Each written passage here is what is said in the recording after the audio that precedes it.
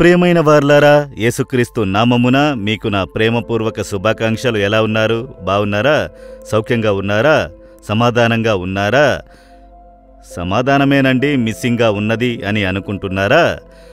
దేవుడు తన ప్రజలకు సమాధానము అనుగ్రహించి వారిని ఆశీర్వదించుచున్నారు. కీర్తన 29:11లో దేవుని మాట చెబుతున్నది, యెహోవా తన ప్రజలకు సమాధానము కలుగజేసి వారిని ఆశీర్వదించును. దేవుని కరములో అనేకమైన ఆశీర్వాదములు ఉన్నవి. స్వస్థత ఉన్నది, ఐశ్వర్యము ఉన్నది, ఉన్నత స్థితి ఉన్నది, పేరు ప్రతిష్టలు ఉన్నవి. అనేకమైన ఆశీర్వాదములు. చాలా ముఖ్యమైన ఆశీర్వాదము, ప్రధానమైన ఆశీర్వాదమేంటంటే సమాధానము. ఒక మనుషుడు ఇప్పట్లో అధికముగా సమాధానమునే కదా వెతుకుతున్నాడు. ఎందుకండి ధనమధికంగా సంపాదిస్తున్నారంటే నెమ్మదిగా ప్రశాంతంగా ఉండుటకు. ఎందుకు పదవి లాంటివి వెతుకుతున్నారంటే సమాధానంగా ఉండుటకు. ఎందుకు పరిగెత్తి శ్రమపడుతున్నారంటే సమాధానంగా ఉండుటకని అనుకుంటున్నారు. అయితే అది నిజము కాదు. పదవి సమాధానము ఇచ్చుట లేదు, ధనము సమాధానము ఇచ్చుట లేదు. పరిగెత్తి శ్రమపడి చాలా ఐశ్వర్యమును సంపాదించుట ద్వారా సమాధానము పొందుకొనలేము. సమాధానము అనున్నది ఉచితముగా దేవుడిచ్చే ఆశీర్వాదము. మీ హృదయంలో సమాధానమున్నదా? మీ హృదయంలో అలాగే కండ్లు మూసుకొని శోధించి చూడండి. హృదయ లోతుల్లో ఒక ఆత్మ నెమ్మది, సమాధానము ఉన్నదా? అది దేవుడు అనుగ్రహించే ఆశీర్వాదము. అది డబ్బు ఇచ్చి పొందుకొనలేము. మన ప్రయత్నము ద్వారా సమాధానము తీసుకోలేము. అది ఉచితముగా దేవుడిచ్చే ఒక ఆశీర్వాదము.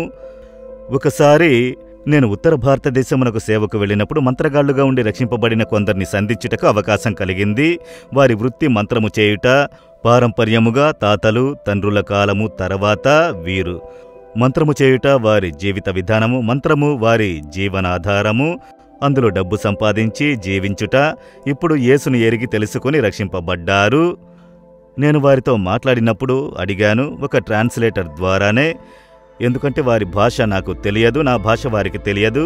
వారి మూలముగా అడిగాను, మీరు యేసుని పొందుకున్నామని అంటున్నారు, మీరు ఏ ఆశీర్వాదం కలిగింది అని అడిగాను. వెంటనే ఆయన చెప్పిన జవాబు సమాధానమండి.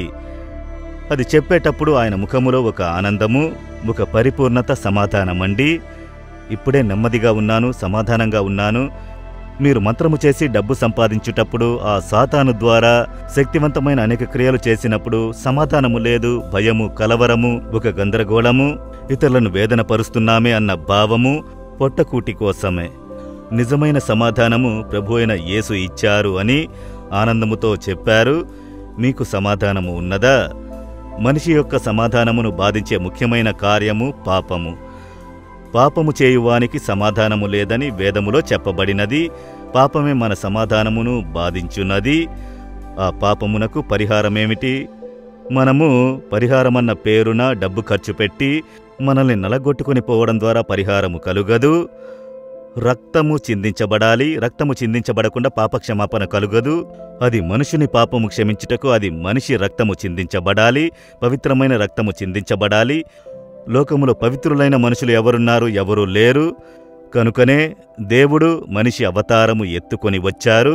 పవిత్ర జీవితము జీవించి తన పరిశుద్ధ రక్తమును సిలువలో చిందించి మనిషికి పాపక్షమాపణ కలుగజేశారు. పాపమునకు పరిహారము కలుగజేశారు. కనుక యేసుక్రీస్తు రక్తము సకల పాపములలో నుండి మన హృదయమును శుద్ధీకరించును. యేసు సిలువలో చిందించిన రక్తము ద్వారా సమాధానము కలుగజేశారని వేదములో చదువుతున్నాము.